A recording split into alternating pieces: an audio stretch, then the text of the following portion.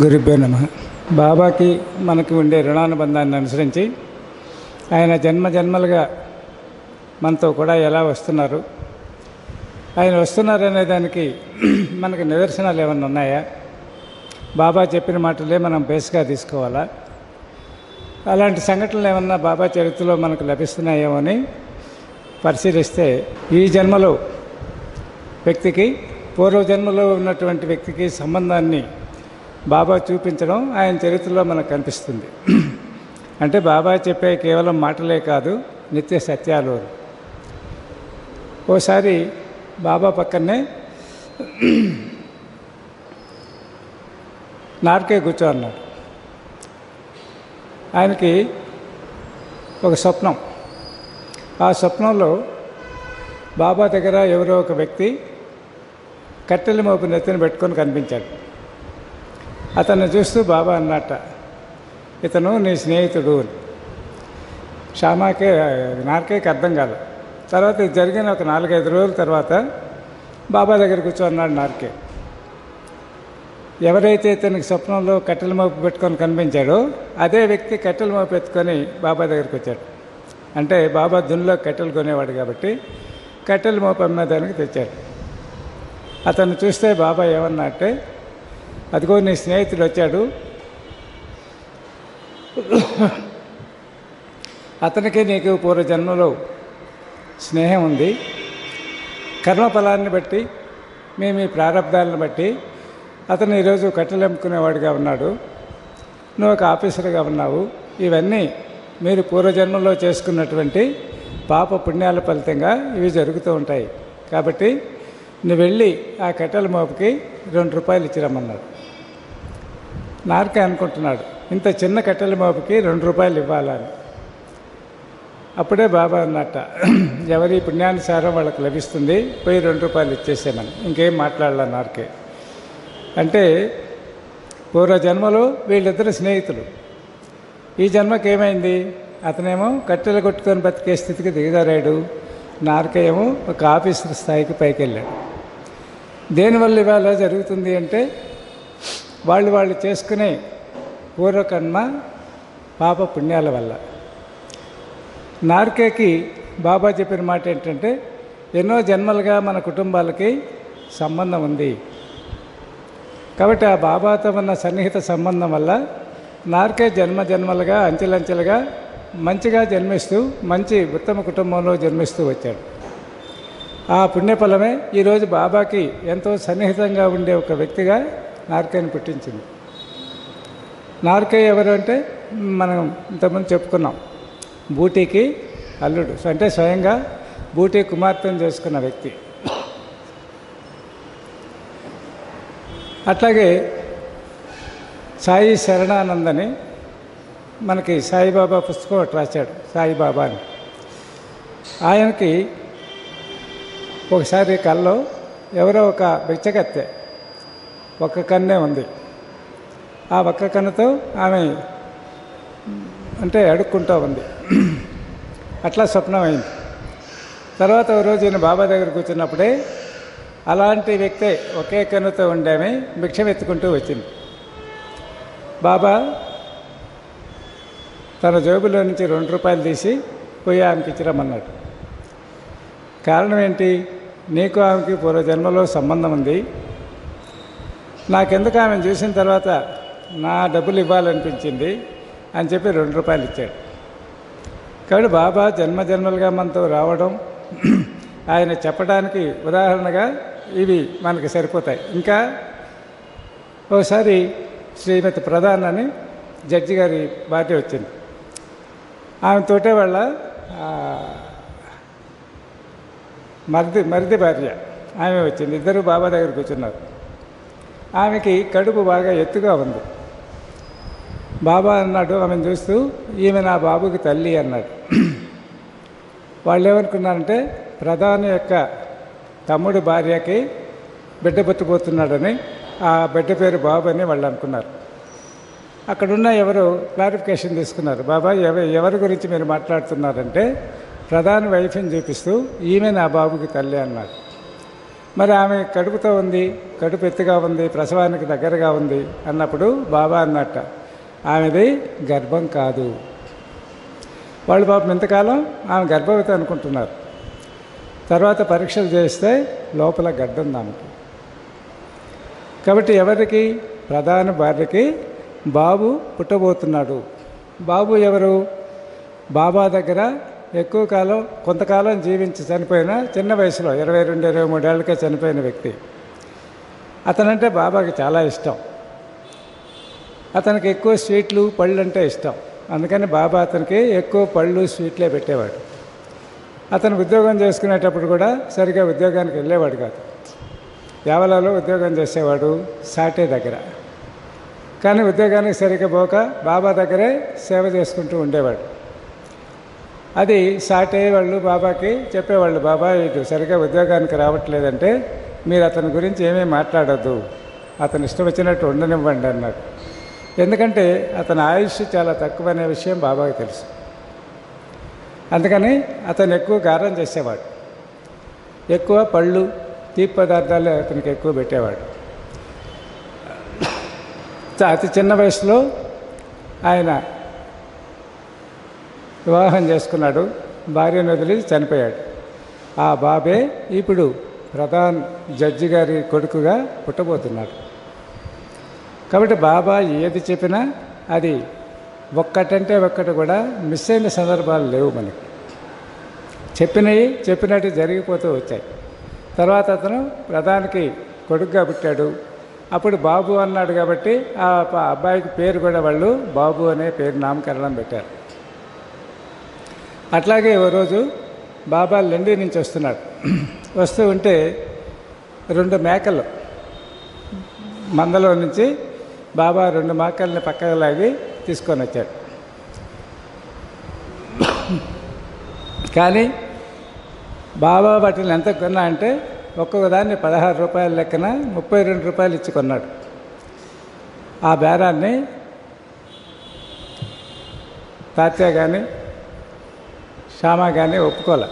ఎందుకంటే వాటి రేటు బజార్లో విచారిస్తే 2 నుంచి 4 రూపాయలు ఒక్కొక్క మేక ఖరీదు. అటువంటి దానికి ఈయన ఎంత ఇచ్చాడు? ఒక్కొక్క మేకకి 16 రూపాయలు ఇచ్చాడు. అది వాళ్ళు బాబాని, ఏంటి బాబా మీరు ఇంత దుబారాగా ఖర్చు పెడుతున్నారు, 2 రూపాయలు చేసే మేకకి 16 రూపాయలు ఇచ్చి కొన్నారు, ఇది కరెక్ట్ కాదు అని నసగటం ప్రారంభించారు. బాబా ఏం పట్టించుకోకుండా బజారుకి వెళ్ళి 2 సేర్లు పప్పులు తెమ్మన్నాడు. ఆ తెచ్చిన తర్వాత వాటికి చెరొక సేరు మేపి మళ్ళీ తీసుకెళ్ళి మందలో వదలమన్నాడు. వాళ్ళు అడిగారు, ఏమిటి దీని అర్థం అంటే, ఇవి పూర్వజన్మలో నాకు దగ్గరగా ఉన్నవాళ్ళు, నేనున్న ప్రదేశంలోనే వీళ్ళిద్దరు అన్నదమ్ముళ్ళు, నేనంటే చాలా ఇష్టంగా ఉండేవాళ్ళు. కొన్ని కారణాల వల్ల వాళ్ళల్లో వాళ్ళు కలహించుకొని ఒకరినొకరు చంపుకొని చనిపోయారు. ఆ ప్రారంధ ఫలంతో ఇప్పుడు మేకలుగా జన్మించి అవి నా ప్రక్క నుంచి పోతూ నా వైపుకి అలా ఒక రకంగా చూశాయి. నాకు ఆ బంధం గుర్తొచ్చి నేను వాటిని ఎక్కువ రేటు పెట్టి కొన్నాను.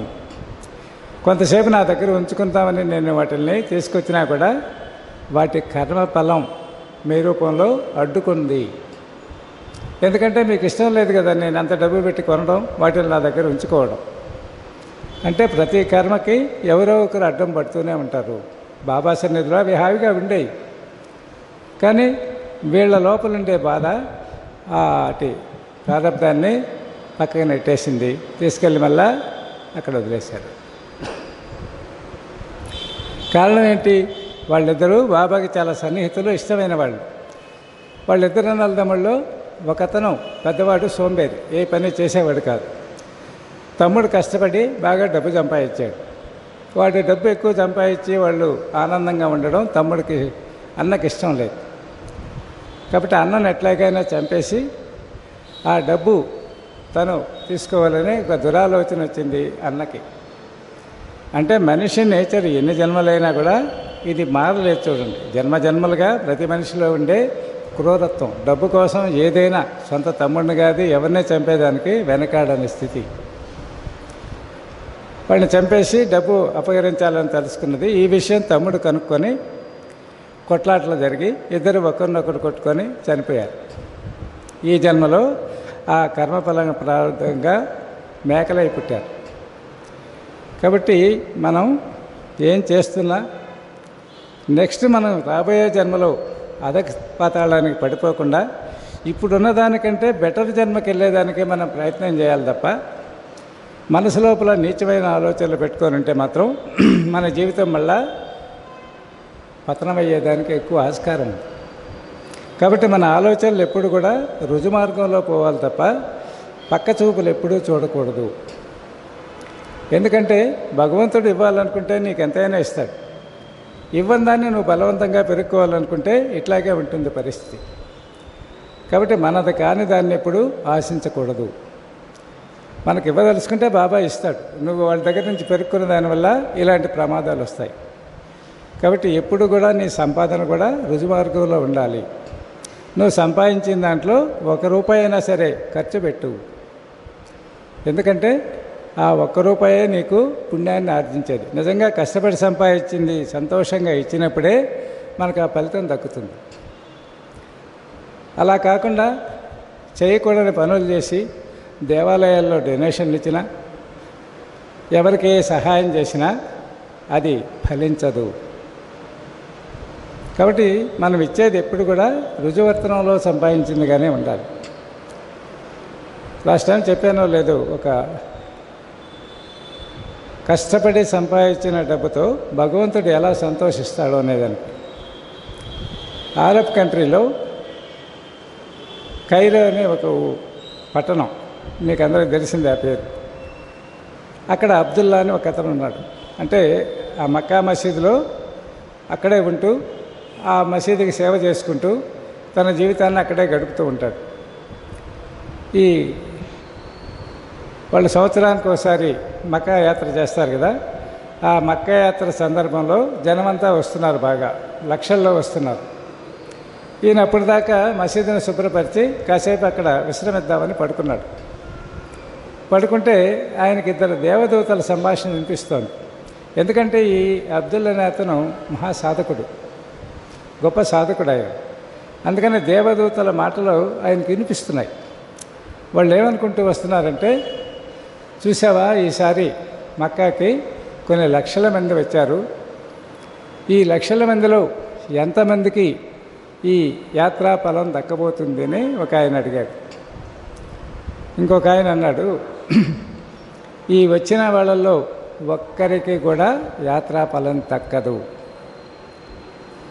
అప్పుడు ఆయన ఆశ్చర్యపోయాడు. అదేంటి, ఎన్నో వేల మైళ్ళ నుంచి ఎన్నో కష్టాలు పడి డబ్బు ఖర్చు పెట్టుకొని యాత్రకు వస్తే వాళ్ళకి ఫలమే ఒక్కరికి కూడా దక్కదంటున్నావే, ఏంటిది అంటే, అవును, వీళ్ళెవరూ నిజమైన యాత్రగా రాలేదు, వాళ్ళ కారణాలతో వచ్చారు తప్ప భగవంతుడి మీద ప్రేమతో వచ్చిన వాళ్ళు లేరు.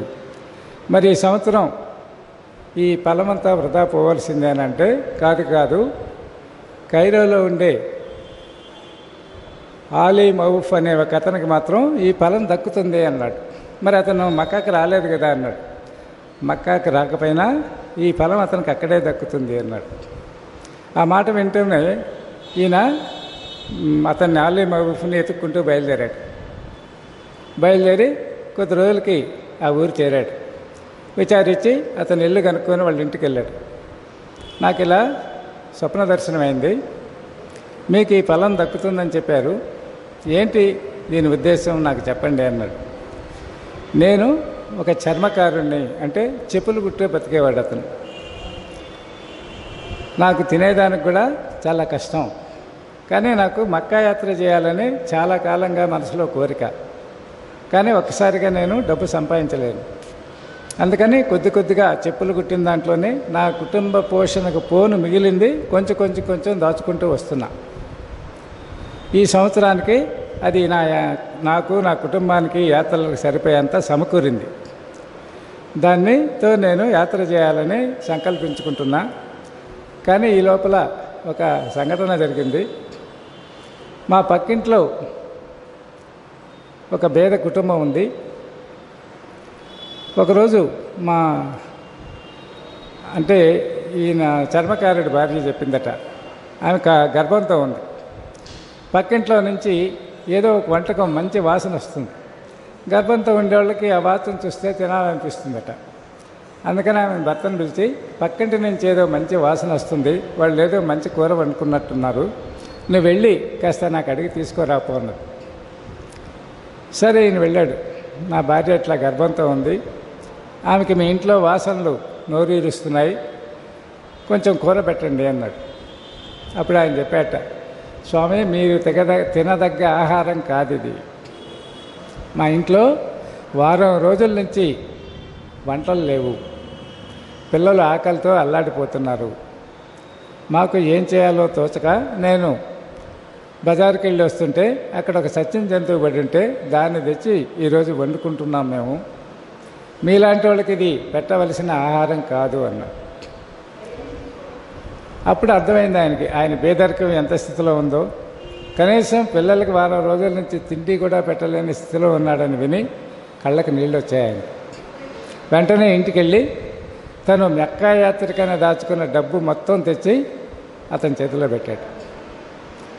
ఈ సంవత్సరానికి నా మక్కా యాత్ర ఇక్కడే ముగిసింది, కాబట్టి ఈ డబ్బు తీసుకొని నీ బిడ్డలకి గుడ్డలు కొనిచ్చి మంచి ఆహారం తీసి మీ కుటుంబం హాయిగా ఉండండి. కాబట్టి మక్కాకి కొన్ని వేల రూపాయలు ఖర్చు పెట్టుకొని పోయిన వాళ్ళ పల్లం దక్కిందా? ఉన్న ఊళ్ళోనే ఉంటూ తను యాత్రకని సిద్ధం చేసుకున్న డబ్బులు తీసుకెళ్ళి తోటి వాళ్ళకిచ్చి ఆనందించిన అతనికి దక్కిందా? కాబట్టి ఇచ్చే ఇది కూడా ఉదారమైన మనసు ఉండాలి. అది మంచి మార్గంలో సంపాదిస్తే భగవంతుడు కూడా ఎంతో ఆనందిస్తాడు. లేకుంటే ఆ ఫలం మనకు రాదు. ఎవడైతే ఆ డబ్బు ఇచ్చాడో వాడికి పోతుంది. పేరేమో మనం ఇస్తాం, మనం ఏ రకంగా సంపాదించామో అది భగవంతుడికి తెలుసు. అది ఆ పుణ్యం ఎవరికి చేరాలో వాళ్ళకి చేరుతుంది, మన లెక్కేమో మనకు వస్తుందని. అందుకే ధర్మం వేరు, ధర్మ సూక్ష్మం వేరని ఈ ఆధ్యాత్మిక మార్గంలో అడుగు తీసి అడుగు వేయాలంటే చాలా కష్టము. పొదునైనా కత్తి మీదైనా నడవచ్చు, కానీ ఈ మార్గంలో నడవడం చాలా కష్టము. అందుకే ఒకసారి ఠాకూర్ అనే అతను బాబా దర్శనానికి వెళ్తే అతను చూస్తూనే బాబా అన్నట్ట, ఇక్కడ లభించే మార్గం నిశ్చలదాస్ చెప్పిన విచారసాగరం కంటే కూడా చాలా కఠినమైంది, నాణ్య ఘాటుని దున్నపోతు మీద దాటడం కంటే కూడా చాలా కఠినమైంది. అంటే ఆధ్యాత్మిక మార్గంలో ఎన్ని కష్టాలు ఒడిదుడుకులు ఉన్నాయంటే జీవితం మొత్తం కరెక్ట్గా మనం ఆధ్యాత్మికతను పాటించాలంటే అనుక్షణం మనసు నలిగిపోతుంది. ఎందుకంటే ఒకవైపు మనకి ఆశలు వ్యామోహాలు పులిచేస్తూ ఉంటాయి, ఒకవైపు ధర్మ ప్రవర్తన మనల్ని కట్టేస్తుంటుంది. ఎందుకంటే మనం సొసైటీలో ఉన్నాం, ఆ చుట్టూ ఉండే అందాలని ఆనందాలని చూస్తున్నాం. మనము మానవ మాత్రమే, ఒక్కసారిగా మనలో అంత చేంజ్ రాదు. కాబట్టి అప్పుడప్పుడు మనలో కూడా కొన్ని టెంప్టేషన్స్ రేజ్ అవుతూ ఉంటాయి. ఆ టెంప్టేషన్లు తట్టుకొని మనం అనుకున్న రుజుమార్గంలో ప్రయాణం చేయడం అంటే అనుకున్నంత సులువు కాదు. అనుక్షణం ఒక పరీక్ష. అడుగు తీసి అడుగు వేయాలంటే ఈ అడుగు ఎటువైపు పడుతోంది? బాబాయ్ వైపుకి పడుతుందా, ప్రపంచం వైపుకి పడుతుందా? ప్రపంచం వైపుకి పడే పని అయితే నాకు అక్కర్లేదు, బాబా వైపు పడితేనే నేను అడుగు వేస్తాను అని అనుక్షణం మన నడకని బేరీజ్ వేసుకుంటూ పోవాలి. ఇవి చెప్పుకునేదానికి చాలా సులువుగానే ఉంటాయి, కానీ ఆచరణకు వచ్చేటప్పటికి మాత్రం చాలా కఠినంగా ఉంటుంది. అలా ఆచరణ చేస్తే మాత్రం బాబా సహాయం తప్పకుండా అలా ప్రయత్నం చేసే అందరికీ అందుతుంది. ఎందుకంటే భగవంతుడే ధర్మం, ధర్మమే భగవంతుడు. ఎప్పుడైతే మనం ధర్మ మార్గంలో ప్రవర్తిస్తామో భగవంతుడు కూడా మనల్ని ఇష్టపడతాడు ఆయన. కాబట్టి ఆయన రక్షణ కూడా మనకి తెలియకుండానే మన వెనకాల ఒక రక్షణ కవచంలాగా మనల్ని వెంటనే కాపాడుతూ ఉంటుంది. కాబట్టి ఇప్పుడు మనం ఆధ్యాత్మికంగా ఎంతవరకు మనం ముందుకెళ్ళాము, నెక్స్ట్ ఇంకా ఏం చేస్తే మనం ఇంకా బాబాకి దగ్గర అవుతామన్నది ప్రతిరోజు, ఒకరోజు కాదు ప్రతిరోజు బేరీజ్ వేసుకోవాలి. పోతే బాబా కోసం ప్రతిరోజు మనం కొంత సమయం ఎట్లాగూ కేటాయిస్తున్నాం. ఆ కేటాయించేది ధ్యానము, జపము, లేదు పారాయణ, ఇలా చేస్తూ మనం బాబాకి దగ్గర అయ్యే ప్రయత్నం చేస్తాం. అలా కాకుండా బాబా చెప్పినట్టుగా బాబాని ఆనంద స్వరూపంగా ధ్యానించడం కూడా ఒక అద్భుతమైన ప్రక్రియ. ఇప్పుడు మామూలుగా మీరు ఎక్కడికైనా బయట వెళ్ళారు, లేదు మన ఇంట్లోనే ఉన్నాము, రాత్రి అయింది. అఫ్కోర్స్ ఇప్పుడు మనకి ఈ అపార్ట్మెంట్స్ దెబ్బ ఆకాశం కనిపించడం మానేసింది.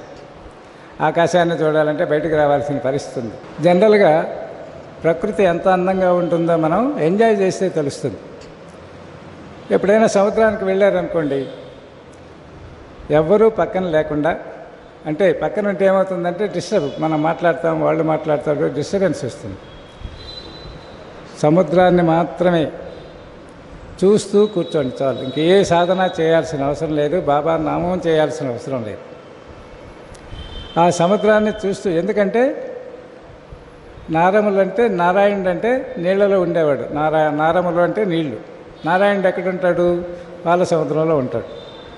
కాబట్టి ఆ పాల సముద్రంలో ఉండే నారాయణని చూడాలంటే ఈ నీళ్ళని మనం అబ్జర్వ్ చేస్తూ ఉండండి. అలలు ఎలా వస్తున్నాయి, ఎలా పోతున్నాయి, ఏ ఆలోచన లేకుండా చూస్తూ ఉండండి.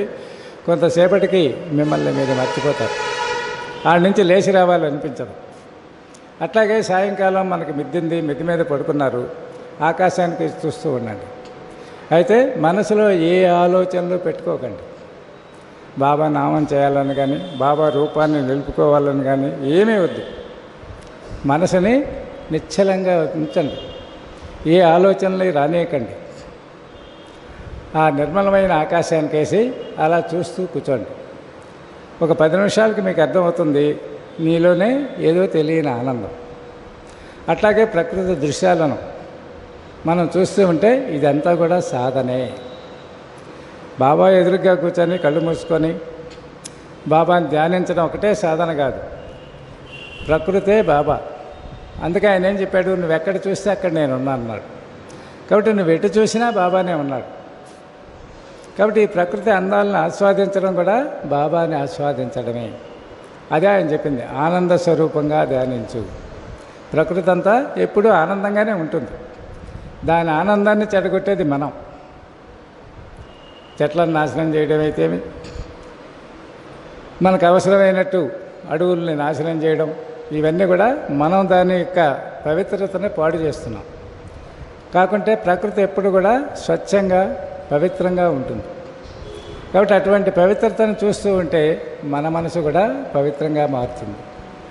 పారే నీళ్ళని చూస్తే మనసు చాలా ఆహ్లాదంగా ఉంటుంది. అందుకని కాలువ ఉండబట్టడం కానీ అలా, అవి ఇప్పుడు ఇళ్లలో కుదరదు, విలేజ్ల్లో అయితే అది వీలవుతుంది. ఆ కాలువ బట్టును కూర్చొని ఆ పారే నీళ్ళని చూస్తూ ఉంటే ఒక ఆనందం.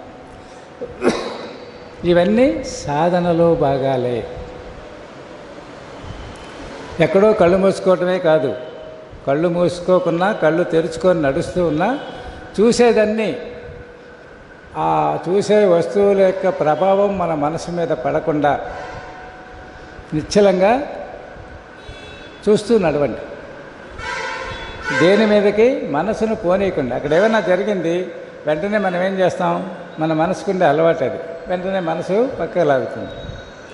ఇప్పుడు సత్సంగం వింటుంటాము, ఎవరో ఒకరు వస్తారు, మనకు అవసరం లేకపోయినా తలదిప్పి చూడడం, అది మనిషి నేచర్. ఇట్లాంటివి ఏమీ లేకుండా మనసుని నిశ్చలంగా చేసుకొని, అంటే ఇట్లా చేస్తే మళ్ళీ యాక్సిడెంట్ కావా అంటారు. నిజంగా మనం బాబానే లోపల చూస్తున్నామనే భావంతో జరిగితే మనకు ఎలాంటి ప్రమాదం రాకుండా కాపాడేది కూడా బాబానే. కాబట్టి ఏ సమయానికి ఏం జరగాలో ఆయన చూసుకుంటాడు. నువ్వు నిజంగా ఆనందాన్ని పొందుతూ ప్రకృతిని ఎంజాయ్ చేస్తున్నావంటే బాబా కూడా నీకు ఇంకా సహాయం చేస్తాడు. కాబట్టి మన జీవితాలని ఎప్పుడు కూడా ఆనందమయంగా ఉంచుకోవాలంటే ప్రకృతిని ప్రేమించడం మొదలు పెడితే మన జీవితం కూడా ఆనందంగా ఉంటుంది. ప్రకృతిలో ఏ కల్మషము ఉండదు, అవి ఎప్పుడు స్వచ్ఛంగానే ఉంటాయి. మన ఆలోచనలే ఆ ప్రకృతిని కూడా పొల్యూట్ చేస్తాయి. కాబట్టి అందుకే అరణ్యాలు, కొండల్లో ఎందుకు మహాత్ములు తపస్సు చేసుకుంటారంటే అవి అన్పొల్యూటెడ్. మన దుష్ట సంకల్పాలు అక్కడ లేవు. మనుషులు ఏడుంటే అక్కడే ఈ సంకల్పాలు. పశుపక్షాదులకి అలాంటి సంకల్పాలు ఉండవు. అందువల్ల ఆ ప్రదేశాలన్నీ స్వచ్ఛంగా ఉంటాయి. మనం ఉన్నామే, మనం ఎక్కడ చేరితే అక్కడ మన లోపల ఉండేటటువంటి కుళ్ళు కుతంత్రాలన్నీ ఆలోచన రూపంలో బయటికి వ్యక్తం అవుతూ ఉంటాయి. ఇవి చుట్టూ వాతావరణాన్ని పొల్యూట్ చేస్తుంటాయి. కాబట్టి ఏమవుతుంది, వాతావరణాన్ని పొల్యూట్ చేసే దాంట్లో మనం కూడా ఒక భాగస్థులమే. మన లోపల ఉండే ఆలోచనల యొక్క సరళి ప్రకృతిని కూడా పొల్యూట్ చేస్తుంది. అందుకే మహాత్ముల ఆశ్రమాల్లో విష జంతువులు కానీ క్రూర జంతువులు కానీ ఒకదానితో ఒకటి అన్యోన్యంగా ఆడుకోవడం మనం చూస్తున్నాం, వింటున్నాం. మనం చూడడం అంటే సినిమాల్లో చూడాల్సిందే, మనం చూసింది ఏం లేదు. ఎందుకంటే ఆ సన్నిధిలో వాళ్ళ యొక్క సంకల్పాలు పవిత్రంగా ఉంటాయి. అక్కడికి పోయినా పశుపక్షాదులు కూడా వాటి యొక్క శత్రుత్వాన్ని మర్చిపోతాయి.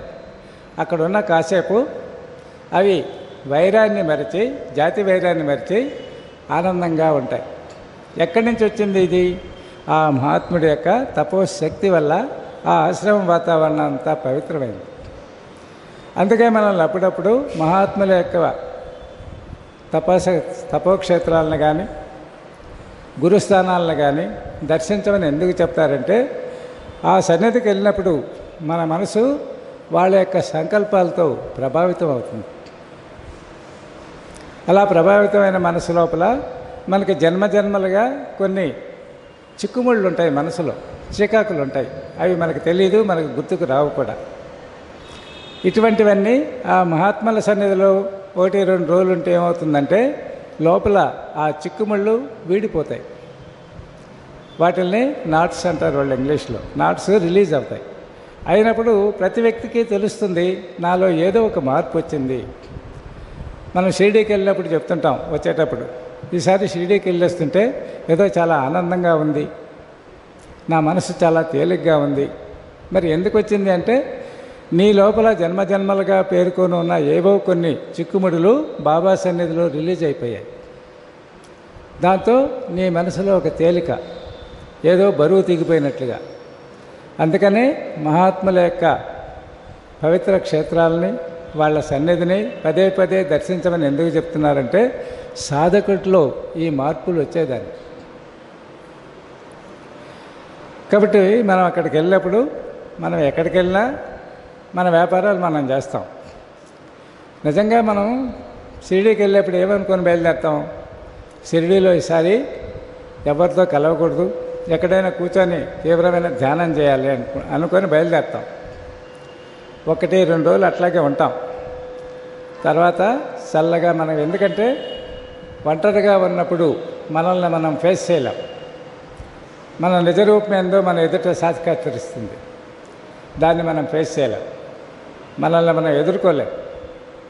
మనలో ఉండే ఉళ్ళంతా బయటికి రావడం స్టార్ట్ అవుతుంది. ఎందుకంటే మహాత్ముల సన్నిధిలో జరిగేది ఆ లోపలుండే కుళ్ళుని బయటికి లాగుతారు. లాగినప్పుడు అదే నేను బాబా సన్నిధిలో కూర్చొని ఏంటి ఇలా ఆలోచిస్తున్నాను, నా ఆలోచనలు తప్పుదారి పడుతున్నాయి, ఎక్కడుంది ఈ పొరపాటు అంటే అది శుభ పరిణామమే. అక్కడ ఆ ఆలోచనలు రావడం అంటే బాబా గ్రేస్ మన మీద వర్క్ చేస్తుంది. ఎందుకంటే దొంగ ఇంట్లో ఉన్నట్టు గుర్తిస్తే కదా వాడిని పట్టుకునేదాన్ని. కాబట్టి దొంగ ఇంట్లో ఉన్నాడనే విషయాన్ని బాబా ఇలా గుర్తు చేస్తాడు. ఓహో అని మనం అలర్ట్ అయ్యామంటే ఆ దొంగ చల్లగా జారుకుంటాడు. కాబట్టి మహాత్ముల సన్నిధికి వెళ్ళినప్పుడు మనలో ఉండే కుళ్ళు బయటకు వస్తుందంటే బాబా యొక్క గ్రేస్ మన మీద పనిచేస్తుంది. కానీ మనమేమో అది తట్టుకోలేక ఏందో ఇక్కడికి వచ్చినప్పటి నుంచి చిడిచిడిగా ఉందండి, బాగాలేదు, ఊరికి వెళ్ళిపోతాను, ఈ స్టార్ట్ చేస్తాను. కారణం మనల్ని మనం ఫేస్ చేసుకోలేము అక్కడ. ఏ వ్యక్తి, అందుకే మనం ఎప్పుడూ ఒంటరిగా ఉండలేం. ఉండాల్సి వస్తే ఎవరినన్నా ఎతుక్కుంటూ వెళ్తాం. టంక్ రోడ్డు కన్నా వెళ్ళి ఎవరినో ఒకరిని పట్టుకొని మన చెత్త వాళ్ళ మీద వేయడం, వాళ్ళ చెత్త మన మీద ఎంచుకోవడం జరుగుతుంది తప్ప మనం ఒంటరిగా ఉండేదానికి మాత్రం ఇష్టపడం. మనల్ని మనం ఫేస్ చేయలేం. అందుకని ఎప్పుడు తోడుని ఎత్తుక్కుంటాం. ఆ తోడుని ఎత్తుక్కున్నప్పుడు ఏం చేస్తున్నాం, ఇదే జరుగుతుంది. ఇప్పుడు బజార్కి వెళ్తున్నాము, ట్రంక్ రోడ్లో ప్రతి స్టాఫ్కి ఒక సెంటర్ ఉంటుంది. ఆ సెంటర్లో చేస్తారు. ఏం మాట్లాడతారు? సినిమాలు, ఆఫీస్ సంగతులు, లేకుంటే వాళ్ళ పర్సనల్స్. అంతకుమించి ఇంకేమన్నా వస్తాయా? రావు. కాబట్టి బజార్కి ఎందుకు వెళ్తున్నామంటే నీలో ఉండే చెత్తను వాళ్ళ మీద వేయడం, వాళ్ళ మీద ఉండే చెత్త నువ్వు వేసుకోవడం, ఇంటికి వచ్చి హాయిగా నిద్రపోవడం.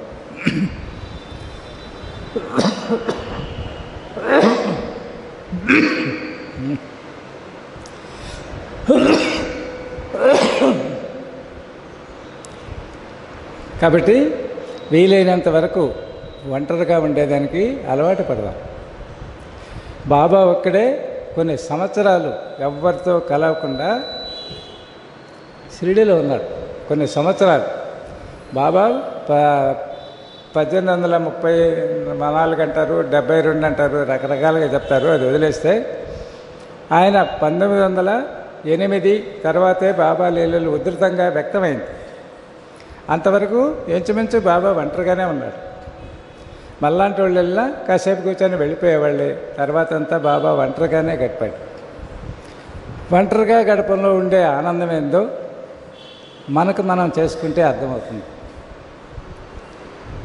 కారణం ఏంటంటే మనం ఏ ఆలోచన లేకుండా పక్క వాళ్ళతో మాట్లాడకుండా ఉండలేం. అందుకని మన వాళ్ళు ఏం చేస్తుంటారంటే కొద్ది రోజులు మౌన వ్రతం తీసుకుంటారు.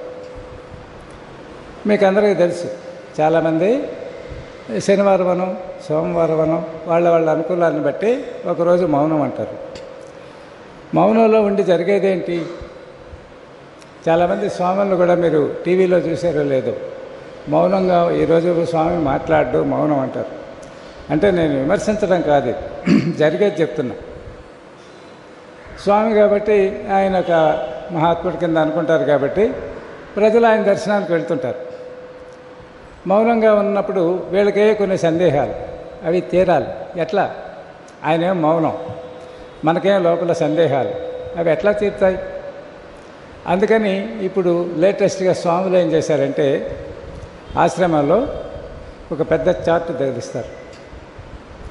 ఆ చార్ట్లో ఏబిసిడీలు ఉంటాయి. మనం పోయి ఒక ప్రశ్న వేస్తామనుకోండి, మన కష్టాలు సుఖాలు ఏదో చెప్పుకొని పరిష్కారం చెప్పండి స్వామి అన్నాం. ఆ స్వామి వెంటనే లేస్తాడు. లేచి ఒక పాయింట్ పెద్ద కర్ర ఒకటి తీసుకుంటాడు. నీ ప్రశ్నకు సమాధానాలు సరిపడిన లెటర్స్ ఆయన ఒక్కొక్క లెటర్ మీద పెట్టుకుంటూ వెళ్ళిపోతాడు చెయ్యి కర్ర. దానికి ట్రైన్ అయిన వాళ్ళు కొంతమంది ఉంటారు అక్కడ ఆయన ఆశ్రమాలు. వాళ్ళు ఏ లెటర్ మీద ఆయన పెడుతున్నారో లెటర్స్ అన్నీ రాసేసుకుంటారు. అది అయిపోయిన తర్వాత చూస్తే ఆ వ్యక్తి యొక్క ప్రశ్నకి ఇది జవాబు. అదే మౌనం అంటే. మౌనం అంటే మాట్లాడకుండా ఉండడం కాదు, మనస్సుని నిరోధించడమే. మనో నిగ్రహం. మనస్సుని ఎలాంటి ఆలోచన రాకుండా కట్టడి చేయడమే మౌనం అంటే. మౌనంగా ఉన్నామంటూ లోపల ఎన్నెన్నో ఆలోచనలు ఏవీ రాకూడదు. వచ్చిన దాన్నే కట్ చేయాల్సిందే. బాబా మనం లేదు ఎవరిష్టదైవం వాళ్ళు తప్ప రెండో దానికి అక్కడ ఆస్కారం రాకూడదు. అది మౌనం అంటే. వాంగ్ నిరోధం కాదు, మనసును కూడా నిరోధించాలి. దేని మీదకి మనసు పోకూడదు. కాబట్టి ఇప్పుడు ఏమైంది? మౌనం అంటే కర్రతో మనకు సమాధానాలు చెప్పే ఆశ్రమాలు ఇప్పుడు తయారైపోయాయి. కాబట్టి ఎవరి కోసం ఆ మౌనం? మౌనంగా ఉండేది ఎందుకు? భగవంతుడి యొక్క సన్నిధిని మనం ఆస్వాదించేదాన్ని. ఇప్పుడు అవన్నీ మారిపోయే అర్థాలు, విపరీత అర్థాలు వచ్చేసాయి. ఇప్పుడు మనం గుళ్ళో ఒక గంట కొట్టామనుకోండి, అసలు గంట ఎందుకు కట్టామో మనకు తెలియదు. వచ్చిన ప్రతి వాళ్ళం ఏం చేస్తాము? గుడిలో గంటలు మోగించుకుంటే మన అటెండెన్స్ పడదు అక్కడ. అందుకని ఎగిరెగిరి కొడతాం అనమాట. ఒకసారి కాదు 3 సార్లు కొట్టాలి. ఈ లోపల ఎవరో పాపం పిచ్చివాళ్ళు అడు కూర్చొని ధ్యానం చేసుకుంటుంటారు. వాళ్ళ చెవులతో పగిలిపోయి ఉలిక్కిపడి పైకి లేయాలి. అందుక గంటలు కట్టేది దేవాలయాల్లో.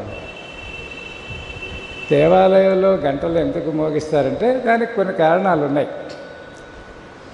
భగవంతుడికి నివేదన అయిన తర్వాత ఆ ఊర్లో ఉండే ప్రజలకి నివేదన అయిపోయింది, ప్రసాదం వినియోగం జరుగుతుంది, వచ్చి ప్రసాదాన్ని తీసుకోండి అనేదానికి ఒక సంకేతంగా గంటలు మోగిస్తారు.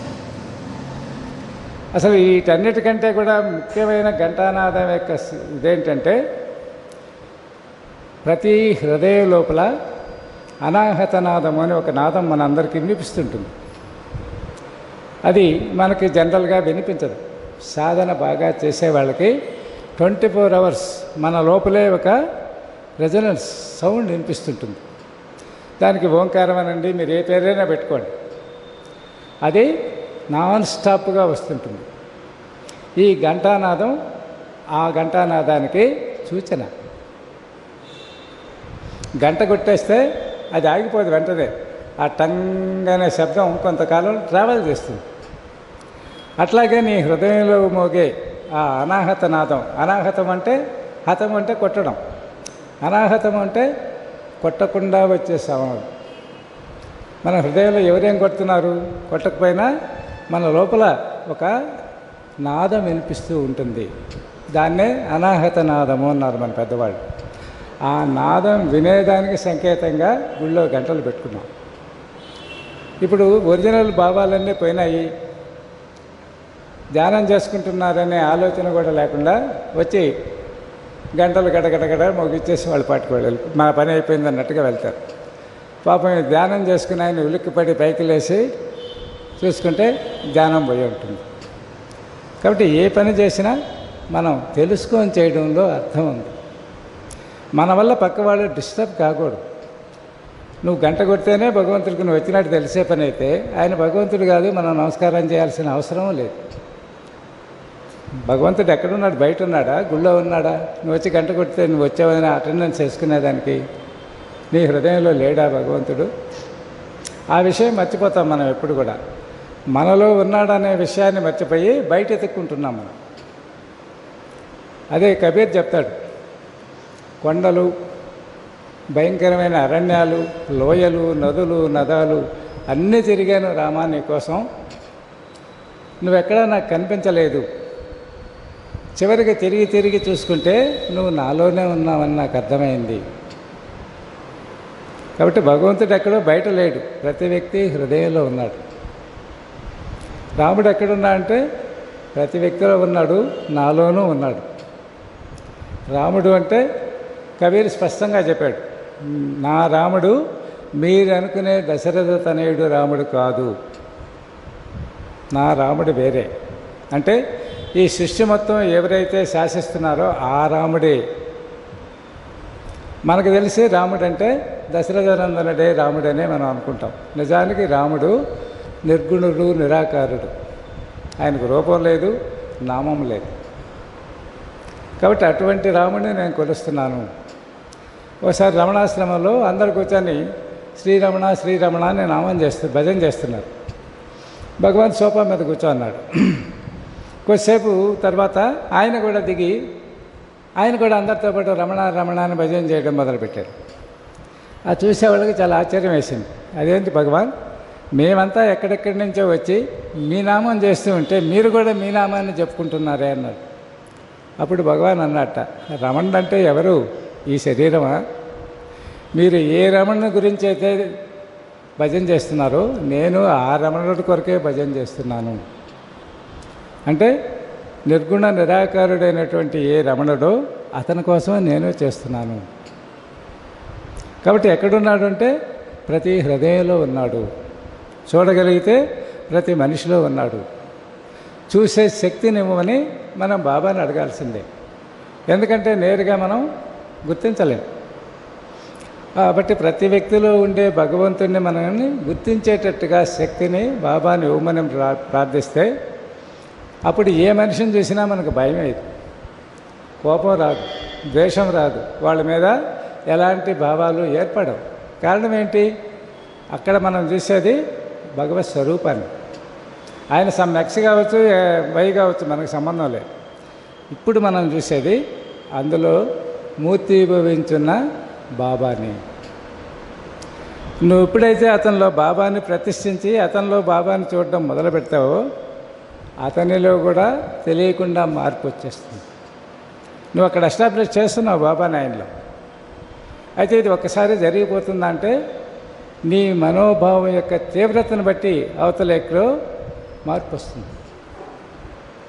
కాబట్టి ఎంతటి వాడైనా సరే నీ సంకల్పం బలంగా ఉంటే అతను నువ్వు అనుకున్నట్టుగా యాక్ట్ చేయాల్సిందే. అందులో బాబా ప్రతిష్ఠ అయ్యాడంటే అతని ప్రవర్తనే మారిపోతుంది.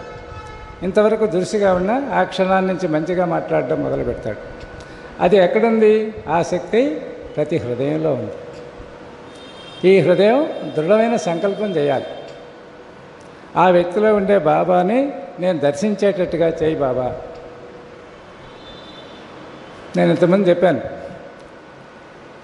నానాసాహెబ్ చందర్కర్ బోడేగావ్ అని ఊరికి పోయినప్పుడు అక్కడ నగ్నమైన స్త్రీ ఉంది, సాధకురాలు.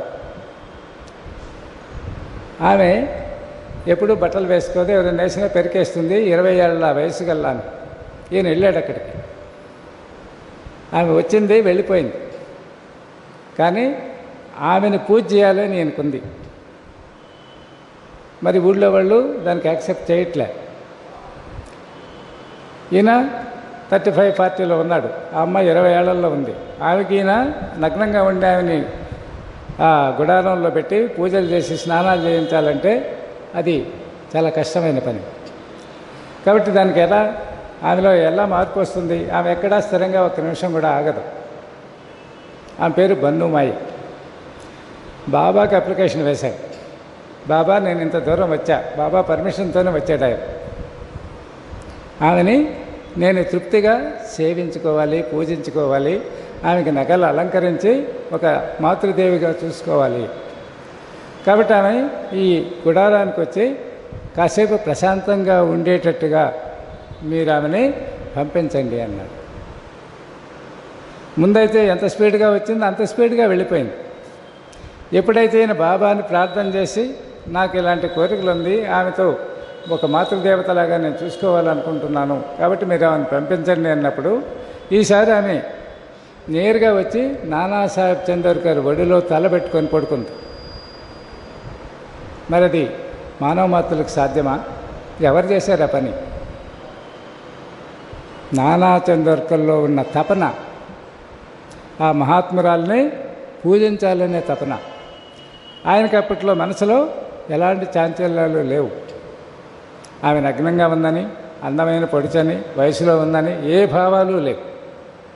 అది ఎవరు చేశారు ఎట్లా?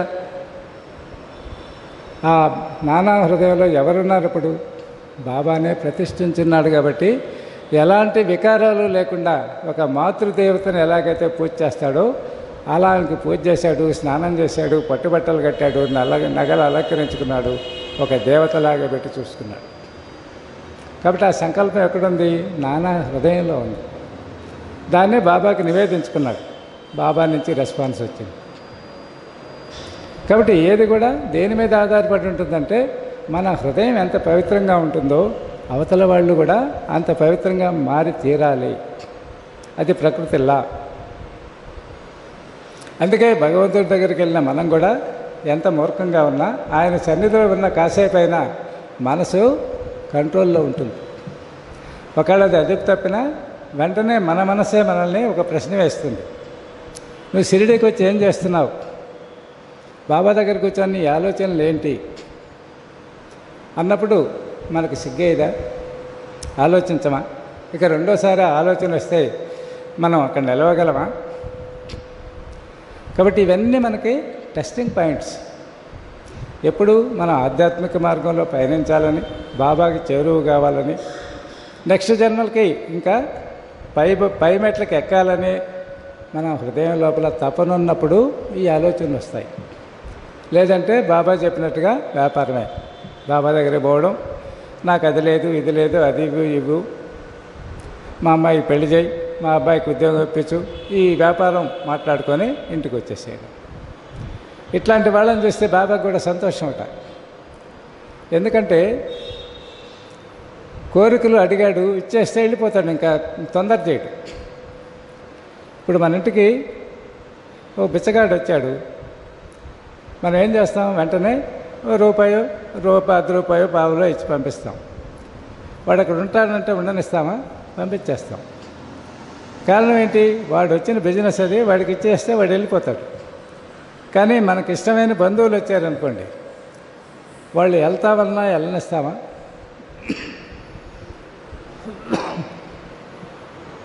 వాళ్ళని వెళ్ళనివ్వు, దగ్గర కూర్చోబెట్టుకుంటాం, వాళ్ళకి మర్యాదలు చేస్తాం, వాళ్ళ సన్నిధిలో ఆనందాన్ని పొందుతాం మనం. కాబట్టి బాబా దగ్గరికి వెళ్ళి మనం వ్యాపారం చేస్తే ఆయన కూడా రూపాయి ఇచ్చేసి తరిమేస్తాడు. అలా కాదు బాబా, నేను మీ సన్నిధిలో వాళ్ళని నా దగ్గర ఉంచుకొని వాళ్ళని సేవించాలి, కాబట్టి వాళ్ళలో మీరు వ్యక్తం కాండి. ఆ వచ్చిన వ్యక్తిలో ఎవరిని చూడాలి? మనం బాబాని చూడాలి. నానాసాహెబ్ చందోర్కర్ ఎట్టయితే మరి బన్నుమాయిలో భగవంతుడిని చూశాడో ఆమెను చూడలే ఆయన, బన్నుమాయిని చూడలే. బన్నుమాయిని చూస్తే ఇవన్నీ జరగవు. ఎవరిని చూశాడు? భగవత్ తత్వాన్ని చూశాడు. మిగిలినవన్నీ అతను మనసుకి పట్టల. కాబట్టి మనసుని ఎప్పుడు కూడా గుర్రానికి ఎట్లాగైతే వాటిని ఏమంటాం, కళ్ళకేసే గంతల్లాగా, రికాబ్స్ కాదు, కళ్ళకి గంతలు కట్టచ్చు. గుర్రానికి పక్కకు చూడకుండా కడతాము. సర్లే, అట్లా చూపు ఎప్పుడు, ఎందుకంటే గుర్రానికి చపల చిత్తం ఎక్కువ, దాని మనసు ఎప్పుడు నిలకడగా ఉండదు. అందుకని ఎట్టంటే ఎట్ట బండిని లాగుతుంది. అందువల్ల ఏం చేస్తారంటే దానికి సైడ్ చూపు కనపడినప్పుడు స్ట్రైట్గానే ఉండాలి దాని చూపు. కానీ దాని కళ్ళకి ఇట్లా కట్టేస్తారు. అట్లా కూడా మన మనసుని బాబా మీద తప్ప పక్కన ఏమన్నా ఉండని మనం పట్టించుకోని స్థితిని మనసుకి నేర్పాలి. నేర్పితే దానికి అలవాటు అయిపోతుంది. మనసుకుండే అలవాటు ఏంటంటే, ఒకరోజు ఒక పని చేస్తే రెండో రోజు ఆ పని చేసేదానికి అది సిద్ధపడుతుంది. అందుకే మన వాళ్ళు చెప్పేది, ధ్యానం చేయాలంటే ప్రతిరోజు ఒకే సమయాన్ని నిర్దేశించుకోండి. ఎందుకంటే రోజు ఉదయం 8కో 7కో లేదా 6కి ఎవరికి వీలైతే ఆ సమయం పెట్టుకోండి. అలా పెట్టుకొని చేస్తూ ఉంటే కొద్ది రోజులకి ఏమవుతుందంటే, నువ్వు పెట్టుకున్న టైం 6, 7 అవుతూనే నీ మనసు నిశ్చలమైపోతుంది. నీకు తెలియకుండానే అది ధ్యానస్థం అవుతుంది. అందుకనే ఒకే సమయాన్ని పెట్టుకుంటే వచ్చే ప్రయోజనం ఏంటంటే, ఆ సమయానికి నువ్వు వేరే దేంట్లో అయినా మునిగి ఉన్నా నీ మనసు నీకు తెలియకుండానే నిశ్చలమైపోతుంది, ధ్యానస్థం అవుతుంది. ఆ సమయంలో మనం కూర్చుంటే చాలా సులువుగా ధ్యానం కుదురుతుంది. కాబట్టి మనసుకి ఒక అలవాటు చేయడం, ముందు అలవాటు మనం చేయాలి, తర్వాత అది మనల్ని ఆ స్థాయికి తీసుకెళ్తుంది. ఆ టైం అనేది ఏం చేస్తుందంటే, ఇంచుమించు మన సత్సంగాలు కానీ ఇవి కూడా సాయంకాలం 7, 7:30 మధ్యలో స్టార్ట్ అవుతాయి. అట్లాగే ముస్లింలకి నమాజ్ టైంలు కొన్ని ఉంటాయి. కరెక్ట్గా ఆ టైంలోనే ప్రపంచంలో ఉన్న ముస్లింలంతా భగవంతుని ప్రార్థన చేయడం జరుగుతుంది. కాబట్టి ఒకేసారి కొన్ని లక్షల మంది, కోట్ల మంది భగవంతుని ప్రార్థించినప్పుడు ఈ పిలుపు ఆయనకి వినపడి ఆయన ప్రజెన్స్ ఇక్కడికి వస్తుంది. అందుకనే మన మందిరాల్లో కూడా ఎందుకు సాయంకాలం అంటే, సాయంకాలం చాలా వరకు ఈ రణగొండలు తగ్గిపోతాయి. అఫ్కోర్స్ ఇప్పుడు పరిస్థితులు వేరనుకోండి. ఒకానొకప్పుడైతే అవి, ఇప్పుడు 10 అయినా కూడా రణగొండలు తగ్గే పరిస్థితులు లేదు. కాకుండా ఉన్నంతలో ఇదే బెటర్. మనం ప్రశాంతంగా కూర్చునే దానికి సాయంకాలం అయితే మనసు కాస్త ప్రశాంతంగా ఉంటుంది. ఆలోచనలన్నీ ఆగిపోతాయి, అలసిపోయి ఉంటాం. అందుకని కాసేపు భగవంతుడి మీద ధ్యానించేదానికి ఇదొక సమయం. అర్ధరాత్రి జనరల్గా సన్యాసులకు చెప్తారు, వాళ్ళు 4 సంధ్యలు చేయాలి. మనం చేయాల్సింది 3 సంధ్యలు. సన్యాసి మాత్రం అర్ధరాత్రి 12 గంటలకు కూడా ధ్యానం చేయాలి. మనకి గృహస్థులకి అది లేదు. మనకు 3 సంధ్యలు భగవంతుని ధ్యానం చేస్తే చాలు. కాబట్టి అది చేసేదేదో సరిగ్గా ప్రతిరోజు ఒకే సమయానికి చేస్తూ ఉంటే, నువ్వు ఎక్కడున్నా, రైల్లో ఉన్నా, బోర్డులో ఉన్నా, బజలో పోతున్నా, ఆ సమయానికి నీ మనసు ధ్యానస్థం అయిపోతుంది. అయితే 1-2 రోజులు చేస్తూనే అవుతుందంటే కాదు.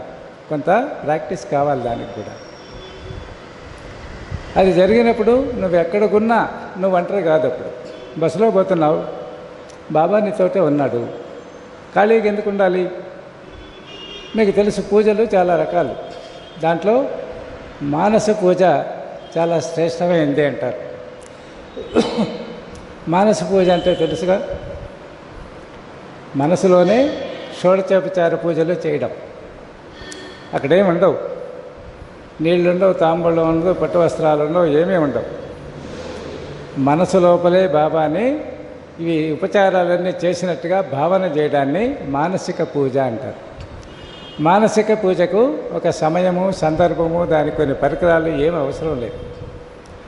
మీరు రైల్లో పోతున్నా మానసిక పూజ చేసుకోవచ్చు, నడిచిపోతున్నా చేసుకోవచ్చు, బస్సులో కూర్చున్నా చేసుకోవచ్చు, ఖాళీగా ఇంట్లో కూర్చున్నా చేసుకోవచ్చు. రోజుకు ఎన్నిసార్లు అయినా మానసిక పూజ చేయొచ్చు. మానసిక పూజ అంటే తెలుసు కదా, పూజ అంటే 16 రకాల సేవలు, షోడచోపచార పూజలు అంటారు. ఆ పూజలు ఏమిటి? సింపుల్గా మనం గుర్తుపెట్టుకోవాలంటే, మన ఇంటికి మనకు బాగా ఇష్టమైన వ్యక్తులు వస్తున్నారు అనుకోండి, వాళ్ళకి మనం ఏం చేస్తాం అదే. వాళ్ళ నాడు చూస్తూనే సంతోషంగా ఎదురు వెళ్ళడం, వాళ్ళని ఆహ్వానించడం, తీసుకొని వచ్చి కూర్చోబెట్టడం, వాళ్ళకి కాఫీ మంచినీళ్ళు ఇవ్వడం, స్నానాలకు ఏర్పాటు చేయడం, మంచిగా కాసేపు మాట్లాడడం. ఇది దైవం కాబట్టి పాద పూజలు చేయడం. ఇట్లా కొంచెం మార్పులతో మన ఇంటికి మన ఇష్టమైన వాళ్ళు వస్తే మనం ఏమేమి సేవలు చేస్తామో అవే ఇక్కడ భగవంతుడికి చేస్తున్నాం. అయితే ఇవన్నీ కూడా మానసిక పూజలే. ఆ మానసిక పూజ చేస్తూ ఉంటే మనం ఆ జర్నీ చేసినంతసేపు నీకు టైం తెలీదు. బాబాని నీతోటనే పెట్టుకున్నావు. నువ్వు బాబాకు పాదాలు కడుగుతున్నావు, చేతులు కడుగుతున్నావు, జంధ్యం వేస్తున్నావు, ఆహారం పెడుతున్నావు. ఎక్కడున్నాడు అప్పుడు బాబా? మన మనసులో మన పక్కనే ఉన్నాడు. ఇంకంతకంటే మనం బాబాను కూడా తీసుకెళ్ళేదానికి మార్గం ఏముంది? చాలా సులువు కదా. అందుకే పెద్దవాళ్ళు కూడా ఏం చెప్పారంటే, ఈ షోడచోపచార పూజలు బాహ్యంగా చేయాలంటే చాలా తంతులు ఉన్నాయి, అవేవి వద్దు. మానసిక పూజ చేసుకోండి. రోజుకి ఎన్నిసార్లు అయినా చేయండి. బాబాకి ఎన్నిసార్లు అయినా స్నానం చేయించండి. అలా మనం చేసే ప్రతి పనిని బాబాకు లింక్ చేసుకున్నాం. మనం చేసే స్నానం కూడా బాబాకు చేసినట్టుగా భావన చేస్తూ మనం కూడా చేయవచ్చు. ఎందుకంటే ప్రతి వ్యక్తి భగవంతుడే. అబ్బే చీచి నేను ఎదవని, నా శరీరం భగవంతుడు కాదు కదా అంటే మరి భగవంతుడు ఏడకపోయేటప్పుడు మనలో భగవంతుడు ఆ సమయంలో బయటకు వెళ్ళిపోతాడా? స్నానం చేయలేదని. నువ్వు స్నానం చేసినా నీలో ఉన్నాడు, స్నానం చేయకపోయినా నీలో ఉన్నాడు. కాబట్టి చేసే ప్రతిదీ భగవంతుడికి అర్పిస్తూ చేసుకుందామంటే నిరంతరం మనం బాబా సన్నిధిలో ఉన్నట్లే. దేవాలయంలోనే కాదు, మన ఇంట్లోనే మనం నిరంతరం బాబా సన్నిధిలో, బాబా ప్రక్కనే ఉన్నాం. దాన్ని నిరంతరం గుర్తుపెట్టుకోవాల్సిందే మనం చేసేది. ఈ మరుపు అనేది అనుక్షణం మనల్ని బాబాకి దూరం చేస్తుంది. అది అలా దూరం చేసినప్పుడల్లా మళ్ళీ కొంచెం అలర్ట్ అయ్యి మళ్ళీ దాన్ని తీసుకొచ్చి బాబా దగ్గర పెట్టడమే. ఇలా చేస్తూ పోతే ప్రతి వాళ్ళు ప్రతి క్షణం బాబా సన్నిధిలో ఉన్న ఫలం మనకందరికీ లభిస్తుంది. మళ్ళీ నెక్స్ట్ వీక్ కలుసుకున్నప్పుడు మరిన్ని విషయాలు చెప్పుకుందాం. అంతవరకు మీ అందరిలో ఉన్న బాబాకి నమస్కారం చేస్తూ సెలవు తీసుకుంటాం.